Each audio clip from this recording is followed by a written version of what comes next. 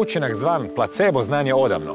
Toliko je neosporiv da ga se koristi za testiranje učinkovitosti lijekova, ali pravo je pitanje što nam otkriva placebo, taj toliko poznati, a ipak nedovoljno shvaćeni pojam. Nije riječ samo o tome da se čovjek osjeća bolje, već nakon uzimanja lažnog lijeka dolazi do pravih promjena na tijelu. Tako placebo postoji pokazatelj činjenice u kojoj mjeri naša unutarnja uvjerenja utječu i oblikuju fizičku stvarnost našeg tijela. A to nas dovodi do sljedećeg pitanja kojeg je postavio i američki autor Joe Dispenza i odgovorio na njega u naslovu svoje knjige Placebo, to ste vi. Ako je placebo toliko učinkovitiji od mnogih lijekova, zašto se njega ne bi koristilo za iscijeljivanje? Jedan od načina da se to dogodi jest razumijevanje procesa u našem tijelu i umu i kako kroz sustav neurona, neuropeptida, proteina, staničnih membrana i izražaja gena placebo zapravo radi. Tako i samo razumijevanje mehanizma placeba može stvoriti učinak placeba. Takav pristup placebu još uvijek će se naći samo ovdje, na rubu znanosti.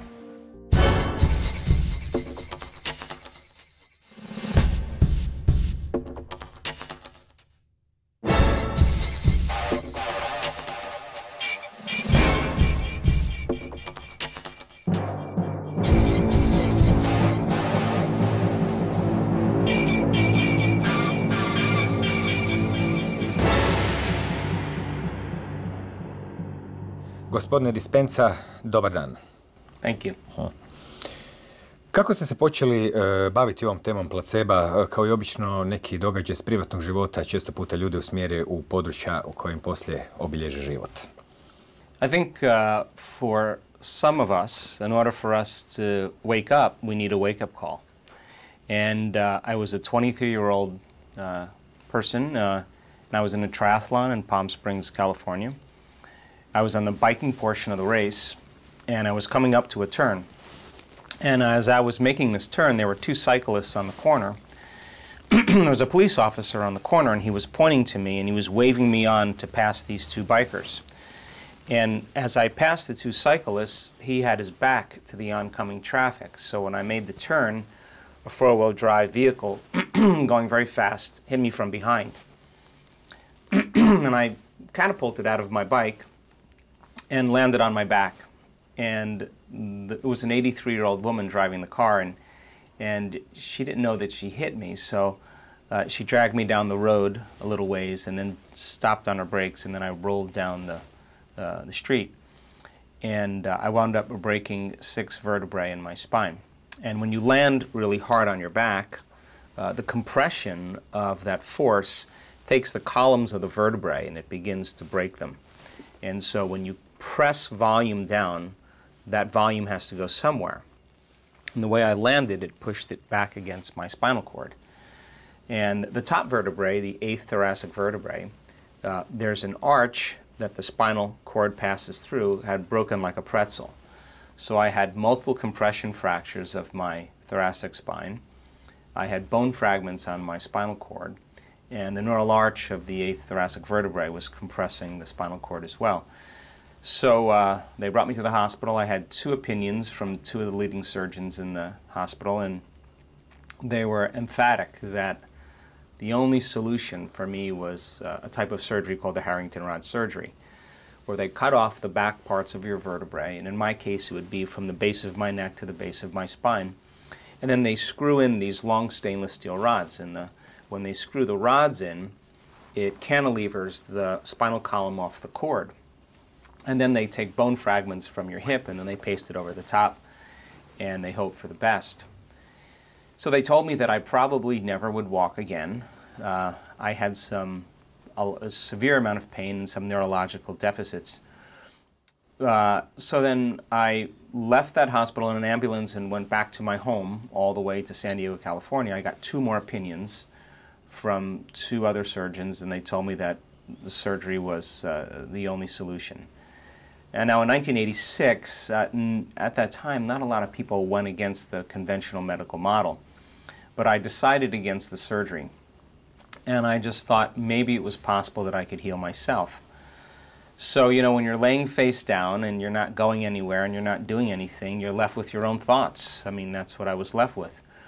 So I believe that there's an intelligence within us that gives us life, that keeps our heart beating and digesting our food and organizing trillions of functions every single second in our body. and that innate intelligence is a consciousness, and consciousness is awareness, and awareness is paying attention. So I reasoned as a 23-year-old kid, well, that intelligence must be paying attention to me and observing me. So maybe I can turn inward and make a connection with it and give it a plan, give it a design, give it a template, give it some very simple model. And when I'm complete with that model, I can't heal myself, but it can heal me. I'll surrender that model to a greater mind and allow it to begin to work with me. Give it some instructions.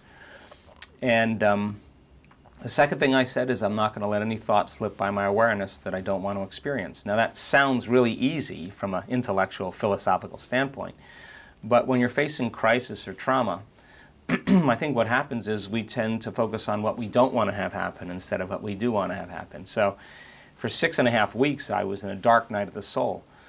I couldn't get my mind to do what I wanted it to do. I'd start off reconstructing the vertebrae in my spine, and then the next thing I know, I'd be thinking about living in a wheelchair. And then I lost my focus, and I was giving that intelligence the wrong information. Then I'd stop, and I'd start all over again, and then I'd think, should I sell my home? Should I sell my practice? And it took a long time for me to get my mind to do what I wanted it to do. But at 6 weeks, 6.5 weeks or so, up to that point, it would take me 3 hours to go through this whole process. And I never felt like I really connected. I do remember the day, though, that I did, and it was a very clear moment where I felt like I hit a golf ball right in the sweet spot. I hit a tennis ball just right. Something clicked, and from that point forward, my pain levels started to drop. I started noticing changes in my legs, and I started correlating what I was doing inside of me with what I produced outside of me. And from that point on, I just healed very quickly. I was back on my feet in 10.5 weeks. And I was back in my life at 12 weeks, and I just made myself a deal that if I was ever able to walk again, I'd spend the rest of my life studying the mind-body connection and mind over matter, and that's what I've been doing since 1986. Nakon tog ste počeli raditi radionice, proučavati neuroplastiku, epigenetiku i na tim radionicama su se pojavila mjerljiva poboljšanja koja su također bila i mjerena. Što se konkretno mjerilo sa tim istraživačima, recimo 2013. u radionicama? Što se vidjelo da se događa u ljudima? Well, I decided that this is a time in history where it's not enough to know. This is a time in history to know how. And people are really searching for the science to be able to prove to themselves that they can do the uncommon. So when I started seeing in the workshops that we were teaching in the last 10 years around the world, all over the world, when I started seeing people with severe health conditions right during a weekend workshop have a significant change, like someone in a wheelchair with MS, standing up and walking around after some type of inward event, I knew that in that moment that we had to start measuring, because in order for that person to truly have a significant change, there would have to be very objective biological changes that were taking place. So I gathered a team of neuroscientists and researchers, and we started measuring people's brains, how their brain functions. I wanted to have people come to an event, and we could measure their brains. Then they can go through 4 days of training, and at the end of 4 days, remeasure their brain again. And I wanted to know that the changes weren't just in their mind, they were in their brain. I also wanted to measure a person's mind during the process of transformation in real time, and to gain more information about how to teach transformation better the next time. So we've done probably over 8,000 brain scans over the last 5 years. We measure what's called heart rate variability. It turns out when you feel impatience and frustration and resentment, your heart beats very arrhythmically. It beats out of order. But when you feel gratitude and appreciation and love and kindness and care, there's a resonance, a coherence that takes place in the heart. And you can train people to sustain those states independent of the conditions in their external environment. And I want students or people to get really good at leading in their life with their heart. But if you're going to lead with your heart in your life, you got to make sure it's open and it's activated. So it takes practice to trade fear and anger and hostility for inspiration, joy, and gratitude. And it's a skill, and the more you practice it, the better you get at it. We've measured genetic changes in our students in 4 days.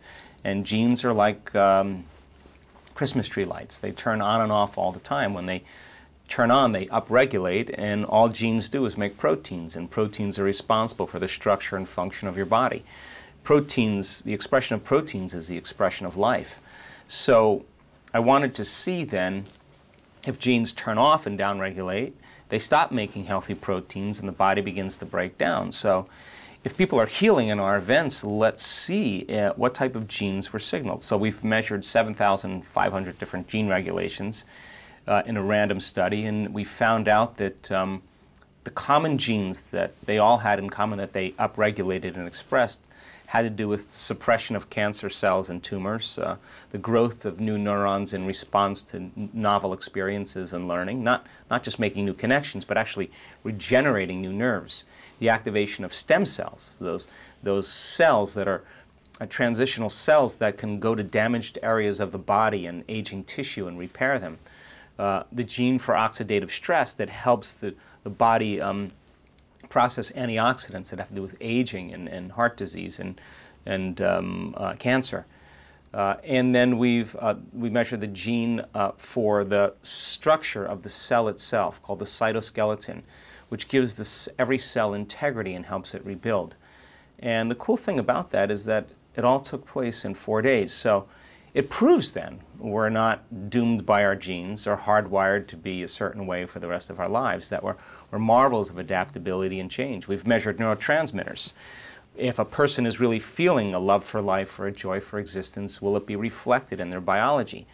And it turns out that students that were able to do it in a short amount of time started producing the neurotransmitters like oxytocin and serotonin, which are responsible for us feeling good and feeling love. And the measurements of those neurotransmitters were in fact supernatural. They were way outside the normal level. So that person now is sustaining a feeling that isn't fear, that isn't anger, that isn't pain, it isn't sadness. They've traded that for a different emotion, and it's being reflected in their biology.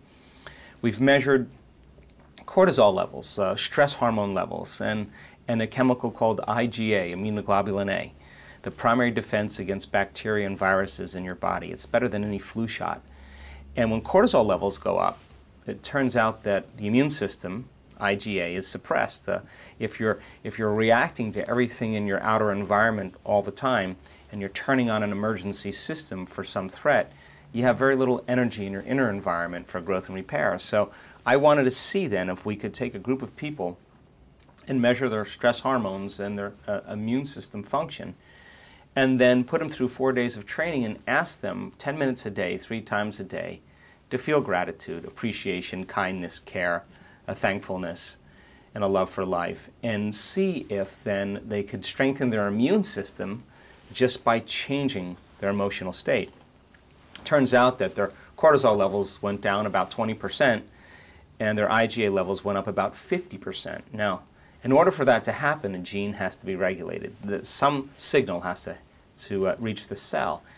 And I think that if a pharmaceutical company found a drug that could strengthen someone's immune system by 50%, it would be on every television commercial. And yet our nervous system is the greatest pharmacist that we have. We've measured the energy of the room, the energy around people's bodies. We've measured the energy centers of their bodies. I think all to prove to people that they have the power within them to begin to change and to heal. And we've made scientific history over and over again. U knjizi Placebo ste vi zapravo ste obratili pažnju na fenomen koji je postojao već i prije i naravno da je on naznačivao da um može liječiti i utjecati na materiju. Možete li dati jedan drastični primjer placeba i noceba, zbog toga jer mnogi ljudi još uvijek smatraju da je placebo tek nekakvo stanje gdje se osjećaš bolje nego što je, a ne da ti se doista mijenja na neki način tijelo i druge stvari. Stoga bi jedan dobar primjer placeba ili nekih lažnih operacija ili također noceba gdje su ljudi doživljavali čak i smrt zbog uvjerenja da su bolesni, mogao dobro pomoći da se vidi istinska snaga placeba. Well, over 80% of people that are in a depression study that are given a placebo, that's 4 out of 5 people, respond to the placebo as well as they do to the antidepressant. Now, that means then that if a person, when they do a brain scan on them before the study and a brain scan after the study, and there are physical changes in their brain just by taking a placebo, it means they're making their own pharmacy of antidepressants by thought alone. The people who were interviewed after the randomized study that got better from the placebo couldn't believe that they were given a sugar pill and that their depression healed. They in fact healed by thought alone. I think the greatest example of the nocebo is the story that I start out with in the book, where a man goes to the doctor, isn't feeling well, is diagnosed with cancer. The doctor tells him, we actually interviewed the doctor. He told the patient that he had a terminal cancer and that he had a very short amount of time to live. And the patient said, well, I just want to live through Christmas, and after Christmas, I really don't care. I just want to spend time with my family. And so on New Year's Day, 1 week after Christmas, he dies. When they do an autopsy on his body, he never had the cancer that could kill him. I mean, he died by thought alone. And when you think about dying by thought alone, it makes you wonder what you believe in. And so I think that that's a strong example, but you can give someone a sugar pill and tell them that it's a certain drug, and when they take the drug, they get the side effects of that drug, because some people anticipate a good outcome, consciously or subconsciously, and some people consciously or unconsciously expect a bad outcome. So when they expect that bad outcome, they begin to manufacture the very symptoms of their own belief. 50% of every person that's diagnosed with cancer that are told that they're going to get nauseous after their first chemotherapy treatment, they get nauseous on the drive over to their first chemotherapy treatment, which means they're getting nauseous in anticipation of the event. Well, if 50% of the people can get nauseous on their drive to their first chemotherapy treatment, 50% of the people watching your show can get healthy on their drive on their way to work. It's the same process. It's just teaching people how the mechanism works. So when I wrote Placebo, I thought something really simple. If I understood the science behind how the placebo works, and there is a science behind it, people make their own dopamine by thought alone, their own antidepressants, their own morphines, and all these placebo studies. Once people understand the principles of it, can you teach them how to do the same exact thing? In other words, instead of relying on some external substance like a pill that has no efficacy, no drug in it, that pill represents a symbol of possibility. Can you teach a person how to, instead of put their belief in something known, put their belief in an unknown and begin to change their biology every single day so that unknown becomes a known? And it turns out it's absolutely teachable. Možda su neki od najdramatičnijih primjera placeba operacije koje se nisu dogodile. Operacije srca, operacije koljena, nakon kojih su ljudi živjeli kao da su zapravo napravili te operacije. No, povijest placeba nije samo anegdotalna, ona ima neku svoju znanstvenu povijest koja je obično razbacana među raznim istraživačima, ali se može napraviti neki kontekst. Pa, u razdoblju od Drugog svjetskog rata i od nekih znanstvenika liječnika kao Henrya Beechera, preko istraživanja o Japanu 1962. pa do najnovijih istraživanja u kojoj mjeri zapravo se na Parkinsonovoj bolesti može vidjeti kako placebo doista utječe na neurone. U kojoj mjeri su se pokazala znanstveno i eksperimentalno efekti placeba? Well, Beecher was one of the first people in the Western world to show that people can begin to manufacture their own morphine by thought alone. And Beecher was a physician in World War II that was on the front lines, and he ran out of morphine to do his surgical procedures. So between him and a few nurses, they conjured up a way to give the soldiers an injection of saline. It was nothing more than salt. And when they made it more of a ritual, where they told them that we had the drugs, here's what's going to help you, and they gave them the suggestion that they were going to get the real substance, Beecher was able to perform all of his surgeries without any morphine, and the soldiers reported very little pain during the process. So that sounds mysterious. It sounds like it's impossible, but it's in fact the truth. Or the children in Japan that were exposed to poison ivy, that had a very high sensitivity to the leaf. They took a leaf that looked a lot like poison ivy and told them that it was the poison ivy, and it wasn't. And they rubbed the leaf on them, and they had the rash. Then they took the poison ivy and told them it was just an inert leaf and rubbed it on them, and they didn't get the rash, which means on some level they became immune to the condition by thought alone, and they began to make their own antihistamines in response to it naturally. And then, of course, you know, the great story is the great sham surgery that was done on World War II veterans that had degenerative knee conditions, arthritic conditions in their knee. And some people got the real surgery. Some people got what's called a lavage, which is they make the incision and they use high pressure of water to clean the joint out. And then there were a group of men that just got a nick, just a cut on the knee. Of course, they made it look like it was a real surgery. They gave them the anesthesia. The doctor told them what they were going to do. And within a very short amount of time, the people that got the sham surgery, that never got the surgical procedure, who were limping, who had very limited range of motion, all of a sudden had a very significant change. And interviewing them years later, they're still playing basketball with their grandchildren. So it begs the question then, how is it then that the body can actually manufacture these its natural substances? And Benedetti is, I think, one of the leading researchers, Fabrizio Benedetti, in the placebo studies, because when researchers and physicians and doctors said it's just a placebo, Benedetti was the ones that said, well, wait a second. If there's some efficacy, if there's some outcome that's being created biologically, let's start to measure.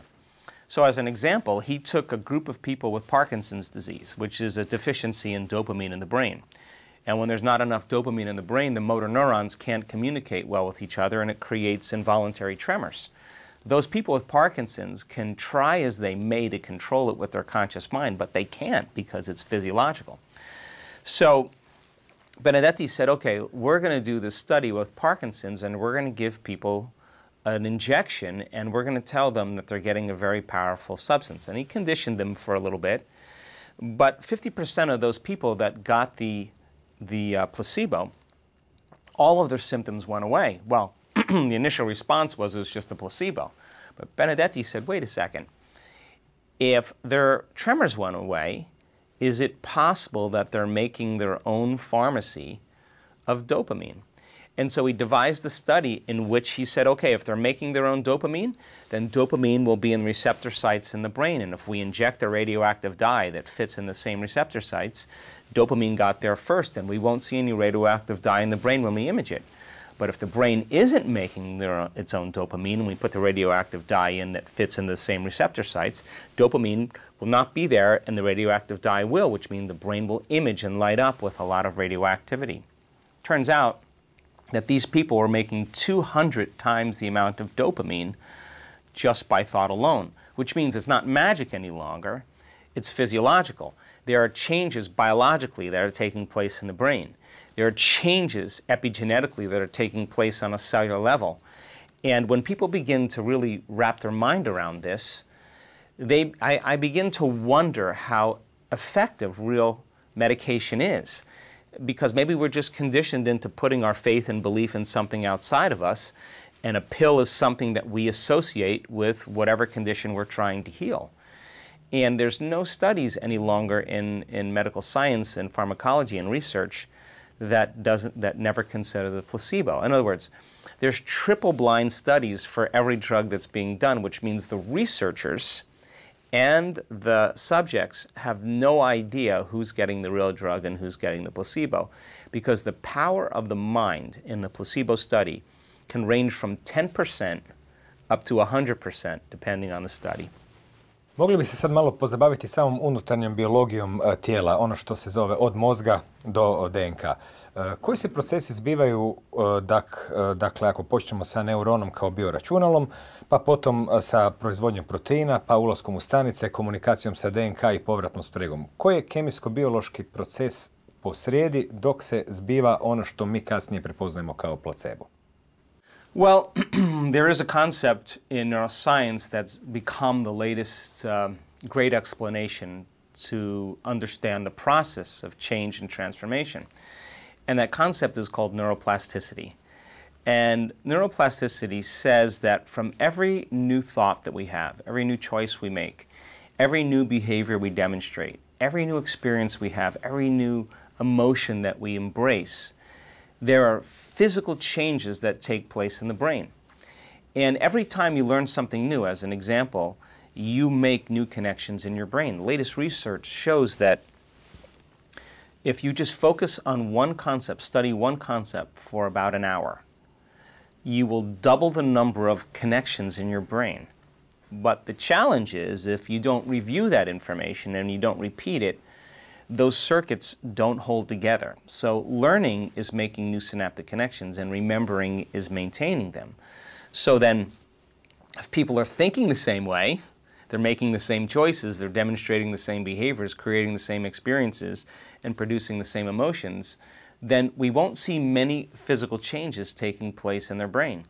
In fact, the old model that we're hardwired or that we can't grow new neurons was based on a study where a researcher was studying rodents in an unchanging environment. And of course, if it's an unchanging environment, they're not doing anything new and their biology stays the same. So then you think a thought, that thought produces a biochemical reaction in your brain. That biochemical reaction in your brain signals another part of your brain to begin to make a chemical. And that chemical is called a feeling or an emotion.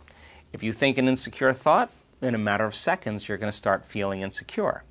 Now, the challenge is that the moment you start feeling insecure, the brain is always monitoring how the body's feeling. So the brain says, oh, I noticed these chemicals, he's feeling insecure, and all of a sudden, those emotions begin to influence the same kind of thoughts.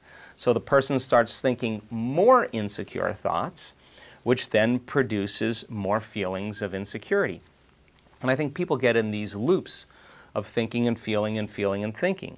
Turns out that the redundancy of that cycle conditions the body to emotionally be caught up in a certain framework of the mind. In other words, the body is the unconscious mind. It doesn't know the difference between an experience in your life that produces an emotion and the emotion that the person is creating by thought alone. So the body's believing it's living in the same past experience 24 hours a day, 7 days a week, 365 days a year. And it's the redundancy of that cycle that heads us towards a genetic destiny. So if feelings and emotions are the end product of past experiences, and we can remember experiences better because we can remember how they feel, the stronger the person's emotional reaction to some event in their life, the more they pay attention to the cause. And the more they pay attention to the cause, the brain takes a snapshot. And that's called a memory, a long-term memory. So people then begin to think neurologically within the circuitry of that past experience, and they tend to feel chemically within the boundaries of those emotions. And how we think and how we feel creates our state of being. So now, the person's neurocircuitry, the person's neurochemistry, the person's hormonal expression, and even their genetic expression stays the same. Now, they used to say that genes create disease. That was something that was stated in the turn of the century, but turn of the 19th century. And then all of a sudden science came along and said, we lied. Genes don't create disease. It's the environment that signals the gene that creates disease. Less than 5% of the people on the planet are born with genetic conditions. The other 95 are created by lifestyle and behaviors. Think about it. Two identical twins sharing the same exact genome. One dies at 55, the other one dies at 82. Same genome, different environmental experience. So all of a sudden now, if the environment signals the gene, and the end product of an experience in your environment is called an emotion, the next question is, can you signal the gene ahead of the environment? And the answer is absolutely yes. Our research shows then when people begin to embrace an emotion and have a clear intention, they're beginning to change their brain and body to no longer live in the past, but all of a sudden begin to live in a new future. And yes, it takes practice to be able to keep firing and wiring those thoughts, to begin to keep reviewing and rehearsing your behaviors. It takes practice to keep emotionally cultivating elevated states that finally it becomes a habit or a skill. So what does that mean? That to the average person? A person has a trauma or a shock. A person has a betrayal in their life. They lose a loved one. They get someone steals from them. Their partner leaves them. That event is a very strong experience emotionally, and they're defined by that experience. So many of those events begin to signal the wrong genes in the wrong ways, because the emotions of anger, of hostility, of hatred, of aggression, of fear, of anxiety, of pain, suffering, guilt, shame, those are all created by the hormones of stress. Now, it's a scientific fact that the long-term effects of the hormones of stress downregulate genes and begin to create disease. So every time the person thinks about the betrayal, the shock, they're producing the same chemistry in their brain and body as if the event was occurring. And they're firing and wiring the same circuits and emotionally conditioning the body into the past. So then that person then who's living by those same emotions keeps signaling the same gene.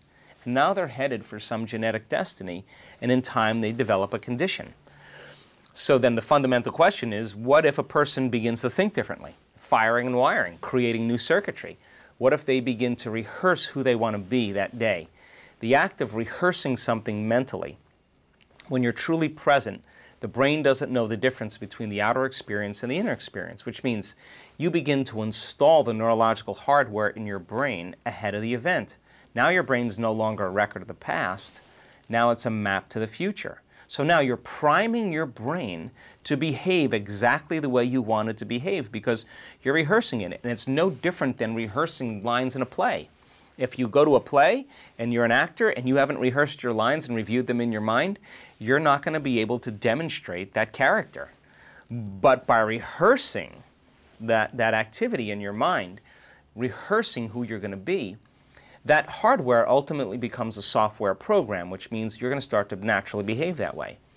And yes, when our students begin to understand that when they embrace an elevated emotion, that they're signaling the gene ahead of the environment, they assign more meaning to doing it.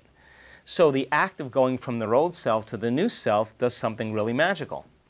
The person starts to heal by thought alone. All of a sudden, they're in a new state of being. And the disease, the condition, existed in the old person. And they're literally someone else. And it's no different than a person with a multiple personality disorder that has an allergy to nylon stockings in one personality and type 2 diabetes in another, and healthy in another personality. It's the same exact thing when a person really overcomes themselves and they begin to express a new biology, that they can say, I'm not that person any longer. That disease that I had existed in the old person. I'm literally someone else. And we have just so many examples of people who have done it. Kada je mapiran ljudski genom i otkriveno da ima 23.688 gena, to naravno nije bilo dovoljno čak ni za funkcioniranje tijela niti mozga, s obzirom da se očekivalo da ih bude barem 140.000 koliko ima proteina koji oblikuju naše tijelo, a proteini su zapravo svi oni čudni pojmovi koje ponekad čujemo, to su sve u stvari proteini. Što se točno događa i na koji način taj gen koji zapravo više nije nositelj ukupnog sudbine života, koji je mehanički proces onaj u kome informacija na neki način slaže razne kombinacije gena? Što se tu događa unutar stanice, dakle na tom najmanjoj razini našeg života, gdje se zapravo zbiva temelj placeba? I love the question because it causes us to think about the building blocks of how this all takes place. Think of your body as a protein-producing machine. And every cell in your body except red blood cells makes proteins. And proteins are responsible for the structure of your body and the physiological function. you could say that the expression of proteins is the expression of life. Now, in order for a cell to make a protein, a gene has to be regulated. So then, muscle cells make muscle proteins called actin and myosin. Skin cells make skin proteins called collagen and elastin. Immune cells make immune proteins called antibodies or immunoglobulins. Stomach cells make stomach proteins called enzymes. So when you're expressing the proper proteins, like your enzymes, you feel healthy. When you're not expressing the proper enzymes or hormones, you feel unhealthy. So we can say then the proper expression of proteins is the proper expression of life. So now, your body is a community of 70 trillion to 120 trillion cells, depending on the reference. And those cells have a job. They have to work as a community, as a whole, to begin to produce an outcome. So then, outside of the cell, think of the outside of the cell as receiving mechanisms from information that are taking place in the body, like craters on the moon. That's exactly what receptors are. And they're receiving information. And so, let's say a person feels angry or hostile or aggressive, frustrated. The emotion that's created from their perception in the environment causes the body to adapt to that signal. So if there's a lion out there and you notice that there's a predator, all of a sudden the brain signals the body to begin to produce certain chemicals that put the body in emergency mode. And now that emergency mode is a stress mechanism, and every single stress reaction signals a very specific survival behavior. So now, that's very adaptive if you're being chased by the lion, because if you outrun the lion, then your body goes back into balance and now you can recover. But what if it's not a lion, and what if it's traffic every morning and the person's reacting the same way as if they're being chased by a lion? Well, the signal that's making it to the cell is saying, we're in emergency, we're in survival. It's not a time to grow. It's not a time to heal. It's not a time for long-term building projects. In fact, the receptors on the cell close down. They shut off because they have to be able to adapt to that very, very strong condition in their environment. In other words, if you're being chased by a lion, are you going to use 50% of your resources, or are you going to use 100%? You're going to use 100%. Well, what was once adaptive becomes very maladaptive, because when you turn on that stress response and you can't turn it off, now your body's headed for disease because it cannot live in emergency mode for an extended period of time. All the energy is going to some threat in your external environment. There's no energy in your internal environment for growth and repair. So it turns out that the receptors on the cell close down and the cell begins to downregulate. It stops making proteins because it's not a time to grow a baby. It's not a time to digest a meal. It's not a time for you to open your heart. It's not a time for you to learn. As a matter of fact, 80% of your blood flow moves out of your executive function in your brain and moves to your hindbrain. It moves to those mechanisms to react. It's not a time to sleep, and the body moves out of balance. So now the cell is closing down. So for the short term, that's great. But for the long term, when the cell stays stuck in that position, all of a sudden the person starts headed towards a genetic destiny. They stop expressing the healthy proteins, and that's called dis-ease or imbalance. So then people, think about this, people can think about their problems, think about the conditions in their life, and turn on that same stress response just by thought alone. And what's the significance of that? I just said that those chemicals push the genetic buttons that downregulate genes to create disease. If you can turn on that stress response just by thought alone, then your thoughts could make you sick. So the next question is, if your thoughts could make you sick, is it possible then that your thoughts could make you well? And the answer is absolutely yes, given the right understanding of how to apply it. So then now, instead of the person reacting to the same conditions in their life and creating those emotions, is it possible then, with the same level of focus and passion, to begin to create an elevated emotion like gratitude or joy or freedom, and combine it with a very clear intention. If it's done properly, with a level of passion that is equal to the experience that created the betrayal or the trauma or the reaction to their environment, the stronger the signal outside of the cell, and the elevated emotion causes the cell to say, we're out of survival. We're out of that fight or flight response. We're out of that stress reaction. And now the outer environment of the cell says, oh, gratitude means things are cool. Love means it's time to relax. Joy means that it's safe out there. And all of a sudden, the cell starts opening up. And the cell goes from that neutral place or that tissue breakdown place. The cell all of a sudden, just like we do, says, oh, it's safe in this room. It's safe in the environment. And the cell receptors start opening up. And it's the signal outside of the cell that begins to create, like dropping a pebble in the water, a ripple. And there's little antennas on the outside of the cell. The antenna picks up the new signal. The protein in the receptor site begins to change. It closes off to the stress hormones. Boom. It opens up to these new elevated states. The environment now outside of the cell is friendly. The cell all of a sudden gets the signal sent to the DNA. The DNA is a library of potentials. We use 1.5% of our DNA.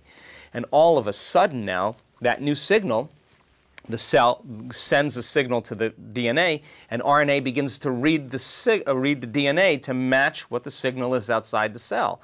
All of a sudden, the RNA starts assembling amino acids and starts making a protein which is equal to the signal of the cell. And now the cell begins to produce new proteins, and that new protein could be a new hormone, a new enzyme, a new cellular structure.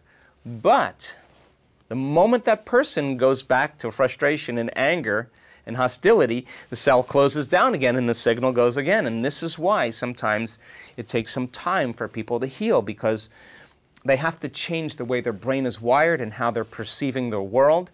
They have to break the addiction to those strong stress hormones. I mean, when the brain and body get a rush of adrenaline, that rush of adrenaline begins to arouse the brain and body to pay attention to the outer world, because that's where the danger is. And we get habituated into that. We get stuck. We start anticipating the next stress. So then people have to work on breaking that addiction to that emotion. And we tend to use the problems and conditions in our life to reaffirm our addiction to that emotion. We need the traffic. We need the bad job. We need the poor relationship, because it makes us feel those emotions. So when people start to figure this out and they say, wow, I'm becoming addicted to the life I don't even like.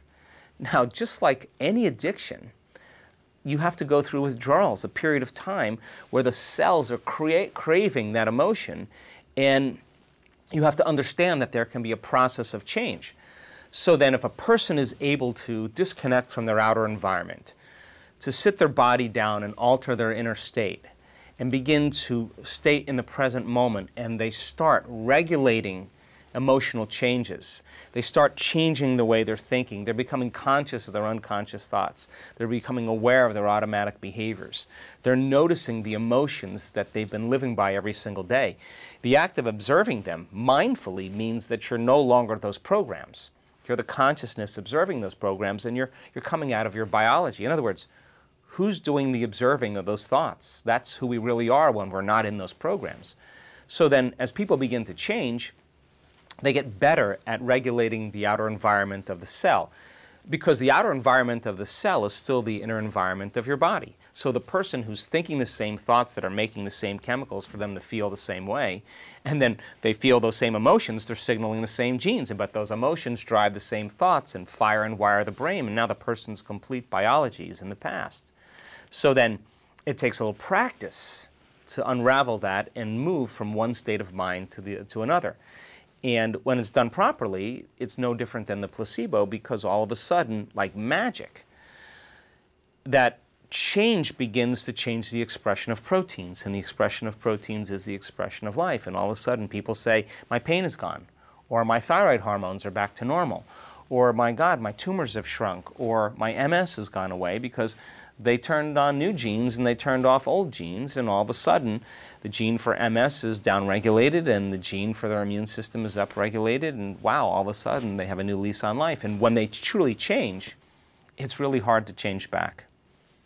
Jedna od vaših knjiga, osim Placebo, ste vi i ostvari svoje neograničene sposobnosti, zove se i stvori svoje ja, novo, ili u tom smislu, znači stvorite novo ja, konkretno je naslov te knjige i CD-a. Znači, problem življenja na programu za preživljavanje je možda čak i dublje, reklo bi se, metafizičke prirode, s obzirom da ste u knjizi objasnili kako čovjek u takvom stanju ima samo 3 bitne točke uporišta. Tijelo, ja, jesam li siguran, okolina, je li ona sigurna ili opasna, uglavnom izvor prijetnje, i vrijeme, znači kada će ovo proći, i zato se u takvom stanju dolazi do određenog sužavanja percepcije na sebe samog, opasnost od okoline i kada će to proći, manjak vremena. No, također se tu pojavljuje i druga strana sa opet 3 elementa. Znači, placebo učinak u mozgu u stvari ima 3 elementa. Kondicioniranje, očekivanje i značenje. Pa bilo bi dobro objasniti što oni rade nakon što smo vidjeli što ovaj život na programu za preživljavanje opasnosti radi. 70% of the time for the average person, they're living under the stress response. And that means then they're perceiving their outer world as dangerous, as threatening, that they can't control or predict an outcome in their life, or they have the perception that things are going to get worse. Now, that primitive system called the fight or flight nervous system or the sympathetic nervous system is what allowed us to survive in a very dangerous environment. In other words, it's healthy to feel fear when you're being chased by a tiger. In fact, if you don't feel fear, you're in trouble. It's healthy when a mother is protecting her offspring, that she's angry and aggressive, because that's what's going to protect her offspring. So these are healthy adaptive qualities in an environment that's unsafe. But when we have experiences in our life that are challenging, that create those same chemicals, it's natural for us to prepare for the next time that that happens. Now, this is where it gets dangerous, because now we're always preparing for the worst. And in survival, if you prepare for the worst, anything less that happens, you have a better chance of surviving. So people get habituated. They get switched on to this. Selfish even. We get very selfish, because in survival, you pay attention to 3 things. Number 1, the very arousal of those chemicals puts all of your attention on your body. Like if you're being chased by a predator, you better be paying attention to your body, because it's of primary importance. The second thing is you put all of your attention on your outer world. Where am I going to run? Where am I going to go? What other challenges? We begin to narrow our focus, and our senses are heightened, and we're looking for the danger. And so then all of our attention goes to the outer environment. Now, what is our outer environment made up in our normal life? Bodies, people, objects, things, and places. So now all of a sudden, all of our attention is on our 3-dimensional reality. The third thing is time. If you're being chased by a predator, you're obsessing about how much time you have to get away from it. So the body, the environment, and time. So now, when all of our attention is on our body, all of our attention is on all the elements in our environment, and all of our attention is on time, everything in this 3-dimensional reality is made of a matter. All of a sudden, we are enslaved to the conditions of Newtonian physics. Things take time, that we need our senses to define reality. And so the more a person is addicted to those hormones, the more they believe they're their body. The more their body is actually controlling them. The more that they put all of their attention on their boss, their coworkers, their cell phone, their computers, their texts, and the more there's just always attention on time. So then the stronger the emotion that you have to someone or something, the more altered you feel inside of you, the more you pay attention to your ex, to your boss, to whatever it is. And where you place your attention is where you place your energy. And all of a sudden now, people start giving their power away to everything in their outer environment. Now this is where you could say it's like having several leaks in a boat. You have no energy for healing. You have no energy for growth and repair. You have no energy for long-term building projects. So how do we change that? it would make sense then, in order for a person to truly begin to heal, they would have to get beyond their body. They would have to get beyond their attention to people and objects and things and places. And they would have to get beyond anticipating the predictable future based on the past and settle into the present moment. And so that's exactly the model we use to teach people how to do this. We teach them then that when they become nobody, no one, no thing, no where, and no time, that is the moment they're no longer enslaved to their identity that's connected to the three-dimensional world. And if you're not your body, you're not the people in your life that you relate to, the things you own, the objects you own, or the place you need to go, or even time itself, there's only one thing left that you are, and that is a consciousness or an awareness. That's the moment you're a thought. And if you're going to heal your body by thought alone, if you're going to create some outcome in your life by thought alone, then you got to become thought alone. And we have measured this many, many times. So then we take a person and we say, okay, the placebo is built on three things. First thing is called conditioning. I give you a blue pill and you have a headache and there's a analgesic in that pill. You take that pill, you notice your pain goes away, you think what you did to make that pain go away, and you associate that blue pill with the pain going away. I give you the same blue pill the next day, you have a little bit of pain, you take that pill, your pain goes away. You remember you took the pill. Now your conditioning process starts. I give you another blue pill with the analgesic in there, you take it again, your pain goes away. Now you're creating an associative memory.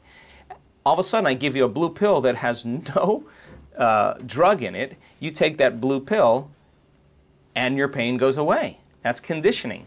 You start conditioning that object with an outcome. So the second thing is anticipation, because now when I give you that blue pill, you begin to expect that very outcome. And so you begin to make the very pharmacy in your brain and body just an anticipation of the outcome. So now you have conditioning, which is based on the past, and you have expectation or anticipation, which is based on the future. But if most people who are caught in a rut that are anticipating their future based on their past, many of them will think on some level their disease will never go away because it hasn't gone away up until that point. But what if you give them something new? You say, we got a new drug, we got a new pill, or we teach them, instead of putting their faith and belief in a known, something outside of them, they put their faith and belief in an unknown, and they begin to marry a clear intention, a vision of the future, with some new elevated emotion. Well, they're doing the exact same thing. If I give you a placebo and I say, this is the drug that's going to make your disease go away, and that pill then is a symbol of possibility. It represents a potential in the quantum field, a new outcome. And your brain naturally starts thinking about getting better, and it's different. You start expecting something new. And then you start feeling optimistic, inspired, enthusiastic, and theos, filled with God, joyful. Now you're combining a clear intention with an elevated emotion, and you're doing exactly the same thing as if I said, don't use the pill. Just start focusing your mind on that outcome and begin to emotionally embrace how it would feel if it actually started to occur. Now, instead of doing it with something outside of you, you're doing it inside of you. And when you combine a thought and a feeling, thoughts are the language of the brain and feelings are the language of the body. And how you think and how you feel creates your state of being. Now that person is in a new state of being. So if they can practice moving into a new state of being every single day, their biology begins to change. The third thing that makes the placebo so effective is when the doctor walks in and puts a chart up and says, this drug allows the serotonin to stay in the receptor sites, it blocks the enzymes, and they show the pictures of the synaptic cleft and the patient's looking and they tell the whole story, and now the patient is starting to assign meaning to what they're taking. And sometimes that's not even the truth. It's just a story or a model that someone made up.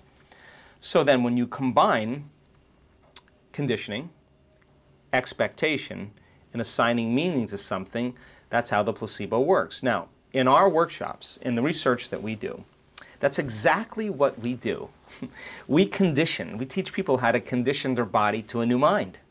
We teach them, instead of expecting the same outcome every single day, instead of putting their faith and belief in some exogenous substance outside of them, we have them put their faith and belief in a new possibility without anything outside of them, and begin to marry it with that expectation of joy and inspiration and enthusiasm. And they're now expecting a different outcome than the same outcome, and they're changing their state of being. And every single time we teach them, I want our students to know what they're doing and why.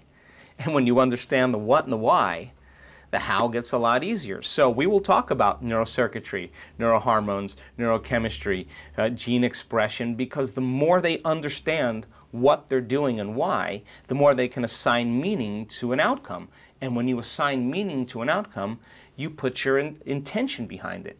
So then nothing's left to conjecture, nothing's left to superstition, nothing's left to dogma. They know exactly what they're doing. And it turns out, when they have those three elements in place, it works better than the placebo. We have seen people with cancer, lupus, MS, chronic pain syndromes, anxiety, depression, rare genetic disorders that medical science has no solution for, skin rashes that are aggressive eczemas and psoriasis,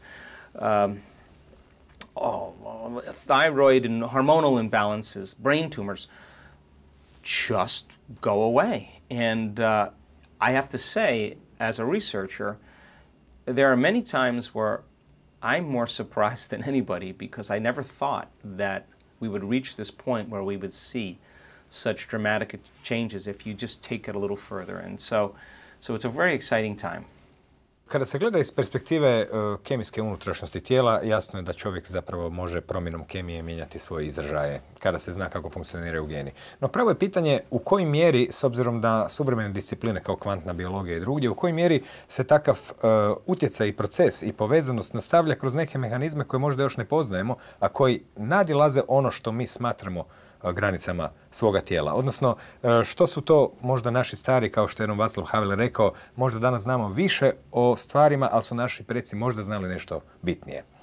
Well, I think that science is actually trying to catch up with what we innately have been doing for thousands of years in order to heal.